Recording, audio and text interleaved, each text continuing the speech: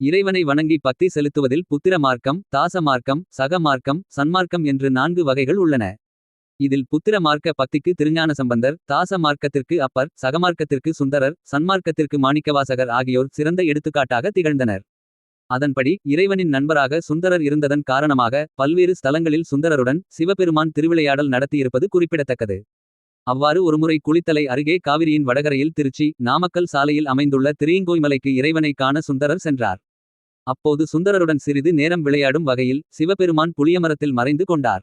சுந்தரர் பலமுறை வேண்டியும் காட்சி கொடுக்கவில்லை. அதற்கு பதிலாக பாட்டு பாடியதற்காக ஒரு தங்க புளியங்காயை அவர் மீது வீசினார்.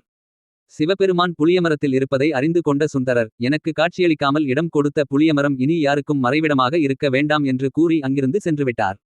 அன்று முதல் இத்தலத்தில் புளியமரங்கள் இல்லாமல் போனது.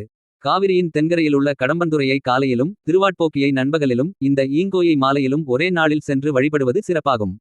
அகஸ்திய முனிவர் இவ்வடிவில் வழிபட்ட ஸ்தலம் என்பது இதன் தனிச்சிறப்பு. மேரு மலையிலிருந்து வைரம், சிவப்பு மணி, மரகதம், மாணிக்கம் மற்றும் நீலம் ஆகியவை சிதறி விழுந்ததில் மரகதம் வீழ்ந்த இடமே திரியங்கோய் மலையாகும். மரகதம் விழுந்ததன் காரணமாகவே இங்குள்ள மூலவர் மரகதாலேஸ்வரர் என்று கூறப்படுகிறார்.